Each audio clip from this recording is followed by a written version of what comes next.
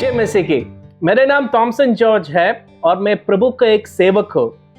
और ये मेरा इच्छा है इस छोटी चैनल से आप सभी को प्रभु का वचन बांटने के लिए, और जो लोगों से मैं मिलता हूँ ये मेरा या सफर में या जो लोगों का कहानी मैं सुनता हूँ किस प्रकार प्रभु ने उनके जीवन में अंधकार से रोशनी तक लेकर आया है, उनके जीवन का छोटी खदा मैं इस चैनल से बताना चाहता हूँ। आइए मेरे साथ देखिए हमारा भाई सोनलियान की कहानी सुनने के लिए मेरे साथ थोड़ा समय बिताइए। और इस छोटी कहानी जब आप सुनते हैं प्रभु को हम साथ मिलकर स्तुति करते हैं, प्रभु के नाम की महिमा हो। सबको जय मसीह की। मेरा नाम सोनलियान जय सकाचप है। मैं आज आपको अपने जीवन की गवाही के बारे में बताना चाहूँगा। मेरा जन्म 1989 में हुआ, 1988 जिसको हम इंग्लिश में कहते हैं। मैं एक हिंदू परिवार में मेरा जन्म हुआ। सिर्फ हिंदू नहीं, जो प्रकृति को पूजा करने वाले, जिसको इंग्लिश में एनिमिज्म कहते हैं, तो हिंदू और एनिमिज्म पूजा करने वाले के बीच में मेरा परवरिश हुआ। और हमारा माता पिता बहुत स्ट्रिक्ट हिंदू थे, क्योंकि हम लोग जहाँ भी जाते थे मंदिर बनाते थे। और उसके बाद में मंदिर को बनाना, दिन में 4 बार अगरबत्ती जलाकर पूजा पाठ करना, सुबह सबसे पहले पूजा करना अगरबत्ती जलाने के द्वारा, और पूजा नहीं करने से मार खाते थे हम लोग। इस प्रकार से हमारा फैमिली बैकग्राउंड था। और जैसे हम बढ़ते गया तो मैं क्रिश्चियन से बहुत नफ़रत करता था, क्योंकि मैं एक अच्छा हिंदू बनने के लिए था, क्योंकि मैं मन्नत मानता था, जिसको इंग्लिश में वाव कहते हैं। मन्नत में मानता था कि मैं बड़ा होकर एक पुजारी बनूंगा। ये मेरा बहुत इच्छा था कि पुजारी बनना, लोगों का पूजा के समय में लोगों को पूजा करके देना, इस प्रकार से मेरा सोच था। लेकिन मैं पहले बार प्रभु यीशु मसीह के बारे में 2000 साल में, इन द ईयर ऑफ 2000, मैं पहली बार प्रभु यीशु मसीह के बारे में सुना। जो मेरा कजिन्स है मम्मी के तरफ से, फैमिली वालों तरफ से, वो लोग अधिकतर नॉमिनल क्रिश्चियन है, रोमन कैथोलिक और बपटिस्ट है। बपटिस्ट में कुछ लोग बॉर्न अगेन भी हैं। लेकिन जब वो लोग पहली बार क्रिसमस सेलिब्रेशन के लिए हमारे घर में आया, तो मैं पहली बार यीशु मसीह के बारे में सुना। हालांकि मेरा जन्म तक मेरे मम्मी पापा क्रिश्चियन थे, मेरे जन्म के बाद वो लोग क्रिश्चियन से हिंदू बन गया। ये बहुत ही ताजुब की बात है। लोग नॉर्मली प्रभु यीशु मसीह एक सच्चा रास्ता है, तो प्रभु यीशु मसीह के पास आने के बाद लोगों को एक जीने का उम्मीद और एक जीने का राह मिल जाता है। लेकिन मेरे मम्मी पापा को क्या हुआ पता नहीं, वो लोग मेरे जन्म के पहले तक वो लोग क्रिश्चियन थे, लेकिन वो लोग बाद में हिंदू बन गए। तो उसके बाद से हमारा परिवार पूरा हिंदू रीति रिवाज में, हर एक पूजा पाठ में धूमधाम से मनाना। अभी भी हमारा घर में मम्मी पापा लोग बहुत सारे पूजा पाठ करते थे। इवन मेरे याददाश्त सही है तो हम लोग जवानी के दिनों में, बचपन से लेकर जवानी के दिनों में, कम से कम साल में हम लोग 45 से ज़्यादा पूजा पाठ करते थे हमारे घर में। और हम लोग बहुत भक्त थे। भक्त होने के कारण से हम लोग हर एक पूजा पाठ में शामिल होना, पूजा के लिए हर एक चीज़ को तैयार करना, ऐसे था। और मैं कभी भी क्रिश्चियन लोग को पसंद नहीं करता था, क्योंकि मैं सोचता था क्रिश्चियन लोग क्या है ना, वो चर्च में जाकर आँख बंद करके प्रार्थना करके, इस प्रकार से मैं सोचता था। लेकिन 2005 में एक जगह में मैं एक स्कूल में, जहाँ पर गॉस्पेल वीक बोल के इस प्रकार से वो लोग कंडक्ट करता, तो वहाँ पर गया मैं। वहाँ पर यीशु मसीह के बारे में थोड़ा जानने लगा। तो जानने के बाद मेरे मन में एक इच्छा हुई, यार क्रिश्चियन लोग तो बहुत अच्छा है, ये तो धर्म के विषय में प्रचार नहीं करते, तो पाप से कैसे मुक्ति पाएगा इसके विषय में प्रचार करते। इस प्रकार से मैं मेरे जीवन में उस सत्य को जाना, और फिर मैं चर्च में जाना शुरू किया। लेकिन जब चर्च में जाना शुरू किया, मेरे पिताजी के कट्टर हिंदू होने के नाते, एक पूरा सख्त हिंदू होने के नाते, हमें चर्च में जाने के लिए नहीं देता था। रात में जहाँ भी मैं, अगर किसी के घर में प्रार्थना के लिए जाएगा तो दरवाजा के सामने आकर वो चिल्लाता था। और इस प्रकार से हम लोग को बहुत प्रकार से धमकाता था, जान से मार देगा, गला काट देगा, इस प्रकार से धमकाता था। तो फिर हम लोग जिद करने लगा नहीं, क्योंकि हमारा हर एक फ्रेंड जो भी थे, दोस्त मित्र, सब लोग क्रिश्चियन होने के नाते, वो हम अकेला संडे के दिन कुछ नहीं करते थे। तो इसलिए मैं सोचा मैं भी मेरे दोस्त के साथ जाऊंगा, उनके साथ घुल मिलूंगा। वो लोग संडे के दिन अच्छा ड्रेस लगाता है, एकदम टिप टॉप रहते हैं। तो इस प्रकार से मेरे पिताजी बोलते थे ओके चर्च में जाने दूंगा, कोई तकलीफ नहीं। लेकिन वो बहुत चालू थे पिताजी। वो इस प्रकार से करते थे कि अगर चर्च जो है वो 10 बजे शुरू होगा, तो पिताजी हम लोग को 9:30 बजे जंगल में काम करने के लिए लेके जाएगा, और उसके पास बोलेगा मैं छोड़ दूंगा।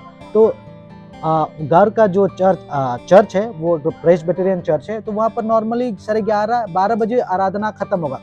तो पिताजी भी 11 बजे 11:30-12 बजे के बाद बोलते अब रुक जाओ, चर्च में जाओ।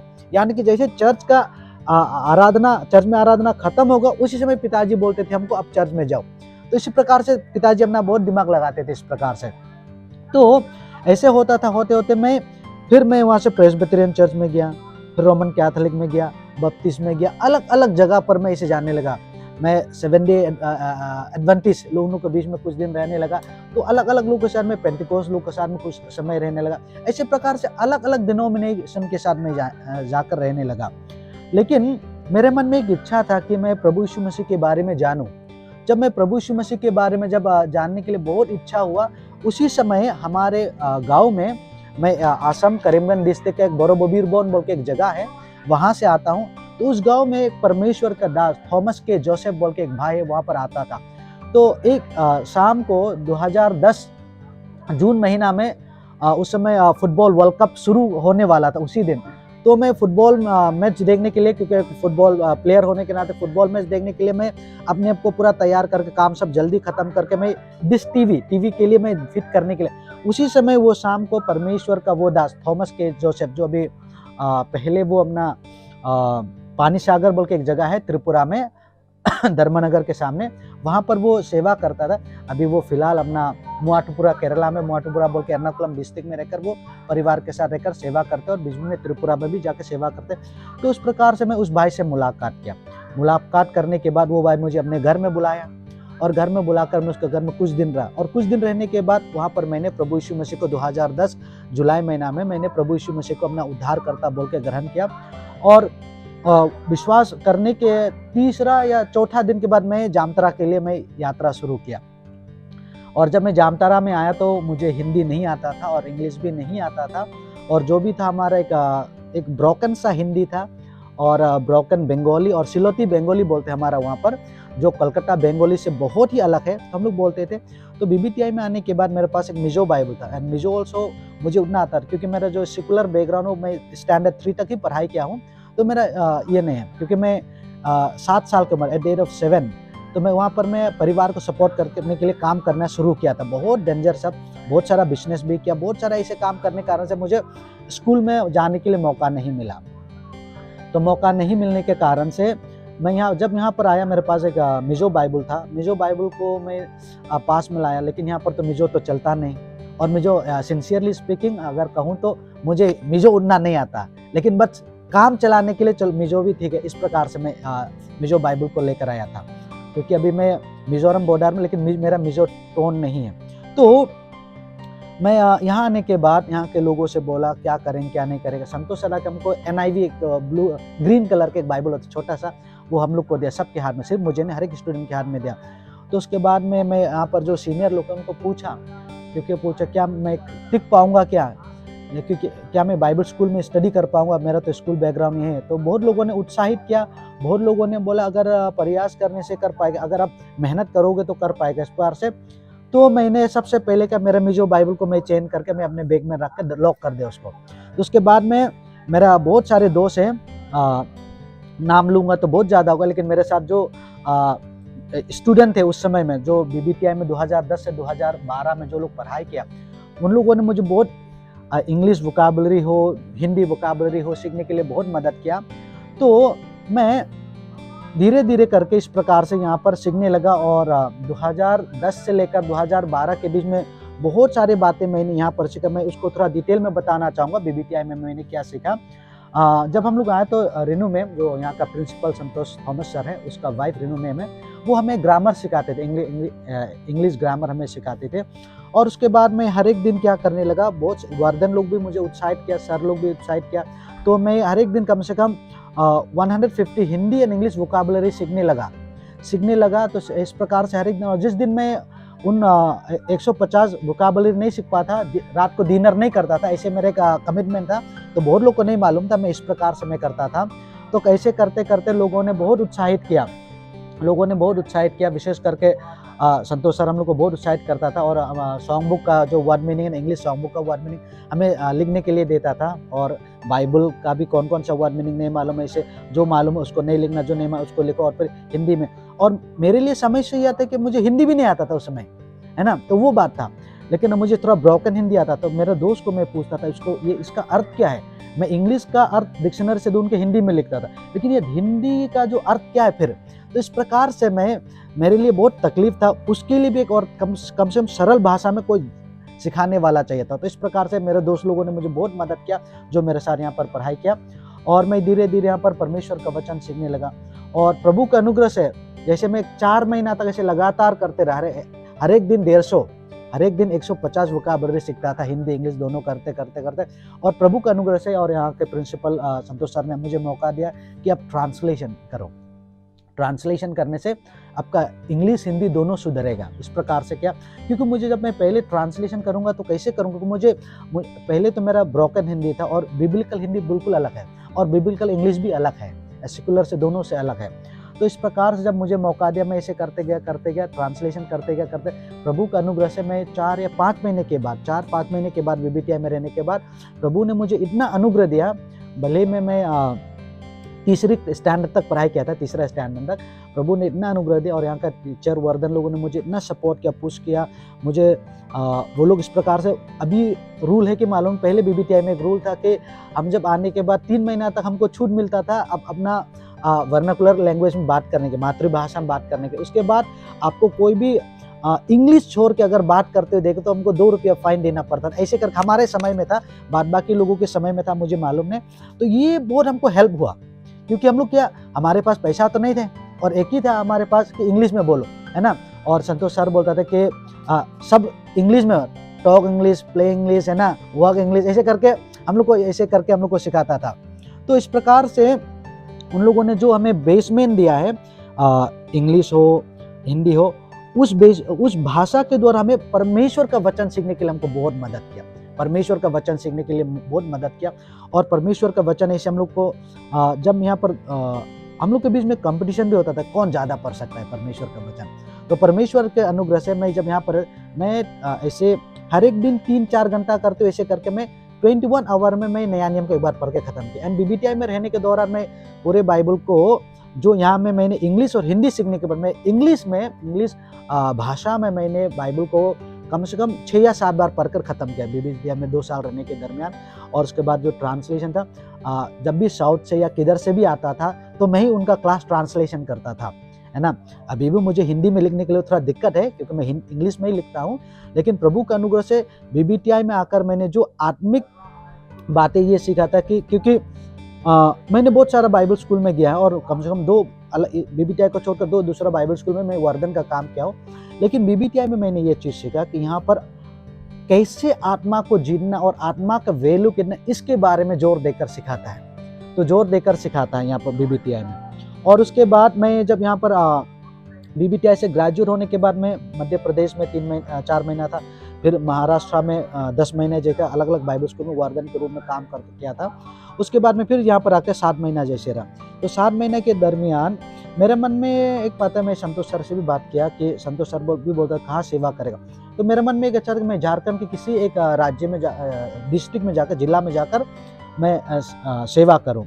तो जेम्स भैया सबसे भी मैं शेयर करता इस प्रकार से, क्योंकि मैं बाइबल स्कूल में रहकर तो मैं सेवा नहीं करना चाहिए, क्योंकि मैं यहाँ पर आकर मैं सब कुछ सीखा। मैं बाइबल स्कूल तो ऑलरेडी विश्वासी लोग हैं, मैं तो सेवा नहीं करना चाहता हूँ। यहाँ पर आकर मैंने इस प्रकार से कहा, तो जेम्स भैया मुझे बोलते थे तो बहुत अच्छी बात है, क्योंकि अब जाकर सेवा करोगे, ये करोगे। तो मुझे नहीं मालूम था कि मैं कहाँ जाऊँगा, लेकिन झारखंड में ही मुझे ऐसे लगा था, मैं प्रार्थना बहुत कर रहा था।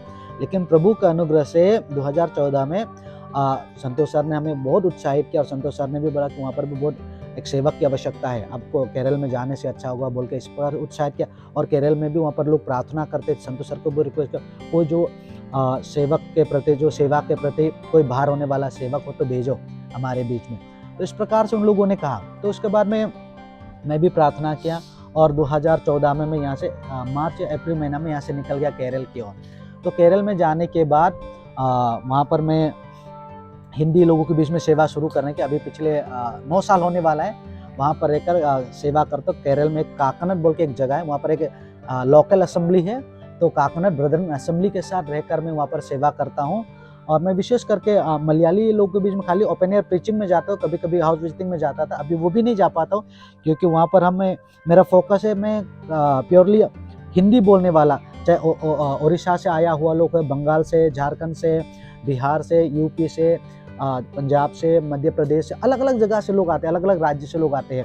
तो उनको हम लोग सुसमाचार, कैसे उनको सुसमाचार के प्रभु के लिए जीत सकते, ये मेरा मेन फोकस रहता है, क्योंकि चर्च उसके लिए मुझे बहुत सपोर्ट करते हैं वहाँ पर। और मैं वहाँ पर हमारे एल्डर लोग हैं, बहुत सेवा में मुझे इंकरेज करते हैं कैसे सेवा करना है बोल के। तो इस प्रकार से मैं जब सेवा शुरू किया, बहुत कठिन था, क्योंकि मेरे पास मैं पीजी में रहता था, बहुत तकलीफ था उस समय। लेकिन मैं सेवा शुरू करने के बाद धीरे धीरे परमेश्वर ने आत्मा को दिया। आत्मा को देने के बाद फिर एक प्रॉब्लम आया कि वहाँ पर कैसे हम लोग एक सेपरेट हिंदी शुरू कर सकता है बोल के। लेकिन वो थोड़ा तकलीफ है, क्योंकि हम लोग ने प्रार्थना किया कि अगर हिंदी अगर सेपरेट आराधना शुरू करेगा तो काम खत्म होने का सब लोग चला जाता है अपने राज्य में वापस, तो फिर असेंबली खाली हो जाएगा। तो हम लोग अभी मलयालम, इंग्लिश, हिंदी एक साथ आराधना करते हैं काकनाड ब्रदर असेंबली में। और प्रभु का अनुग्रह से पिछले 9 साल के दरमियान 8 भाई लोग को हम लोग एक लोकल असेंबली के तौर पर 8 ऐसे भाइयों को ट्रेन करके उनको अपने वापस अपने अपने राज्य में जाकर वो लोग सेवा करते हैं अभी, है ना। वही हमारा आत्मिक फल है। और वो लोग जाकर कुछ लोग तो असेंबली भी शुरू कर लिया, ऐसे करके उड़ीसा में, पंजाब में, अलग अलग जगह पर जाकर वो लोग सेवा करते हैं। और ऐसे सेवा करने के दरमियान यहाँ का जामतारा के असेंबली, जो बीबीटीआई का जो लोकल असेंबली है घाईचंद, उस मंडली ने मुझे बोला कि हम तुमको कमेंडेशन देना चाहते हैं ना। उन लोगों ने मुझे कमेंडेशन दिया और कमेंडेशन हुआ। और मैं 2017 में मेरा शादी भी हुआ प्रभु का अनुग्रह से।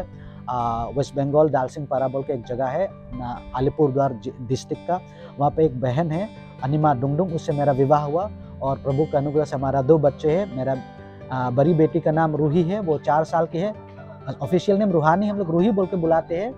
और मेरा छोटा बेटा का नाम जॉयसन है, तो उसको हम लोग जॉजो करके बुलाते हैं, क्योंकि हम लोग जॉयसन इसलिए रखा क्योंकि मेरा नाम जॉय है, ऑफिशियल नाम जॉय है। लोग मुझे सेबास्टियन करके भी बुलाते हैं, वो मेरा निकनेम है। मेरा ऑफिशियल नेम सॉनलियन जॉय सकचेप है, तो मेरा नाम जॉय मुझे बुलाते हैं लोग, उसको हम लोग जॉयसन करके रखा। अभी प्रभु का अनुग्रह से हम लोग एर्नाकुलम में पालारीवट्टम बोल के एक जगह है, वहाँ पर रहकर काकनाड मंडली के साथ सेवा करते हैं। अभी हम लोग हफ्ते में कभी 14 जगह, कभी 15, कभी 16 जगह हम लोग का सेवा होता है। अभी फिलहाल हम लोग कोट्टम डिस्ट्रिक्ट में और पतनमतिट्टा डिस्ट्रिक्ट में और आलापुरा डिस्ट्रिक्ट में और इडुक्की डिस्ट्रिक्ट में और त्रिशूर डिस्ट्रिक्ट में और एर्नाकुलम डिस्ट्रिक्ट, ये सब डिस्ट्रिक्ट में हम हिंदी लोगों के बीच में सेवा करते हैं। प्रभु का अनुग्रह से बहुत अच्छी तरह से सेवा बढ़ रहे हैं। और मैं प्रार्थना का कुछ विषय बोलना चाहूँगा। हमारे फैमिली के लिए प्रार्थना में याद कीजिएगा, और अब लोग वहाँ के सेवकाई के लिए प्रार्थना करें। मेरे मम्मी पापा अभी भी उद्धार में नहीं, मेरा कुछ भाई बहन लोग, वो लोग नॉमिनल क्रिश्चियन है, तो उनके लिए भी अब लोग प्रार्थना में याद कीजिएगा। और ये मेरा गवाही है। और मैं एक बार लास्ट में कहना, बीबीटीआई के द्वारा मैं आज जो कुछ भी हूँ, अगर कोई आत्मिक ज्ञान मुझे मिला है और बाइबल पढ़ पाता हूँ, ये बीबीटीआई का हाथ है। अगर बीबीटीआई में वो लोग मुझे इंग्लिश हिंदी नहीं सिखाते तो मैं बाइबल भी नहीं पढ़ पाता, और बाइबल नहीं पढ़ने से मैं परमेश्वर का वचन भी नहीं जान पाता, और परमेश्वर का वचन नहीं जानते परमेश्वर का बुलाहट को भी नहीं जानता। तो इसी प्रकार से परमेश्वर ने मुझे बहुत अनुग्रह दिया बीबीटीआई में आने के लिए। एंड मैं सबको उत्साहित करना चाहूँगा, जो यदि आपके मन में कोई बाइबल सीखने के लिए दिल है, परमेश्वर का वचन जानने के लिए दिल, हिंदी में या इंग्लिश में, तो बीबीटीआई आपके लिए बेस्ट जगह है, आइएगा। मैं अपने जीवन के अनुभव से बोल रहा हूँ, सिर्फ मेरा नहीं, मेरे साथ बहुत सारे लोग जो यहाँ से ग्रेजुएट होकर निकल गए, उनको भी पूछोगे तो आपको भी वही जवाब मिलेगा कि BBTI is the best place to learn the scripture and train yourself, है ना। और मैं सबको धन्यवाद मेरा गवाही को सुनने के लिए। सबको जय मसीह की।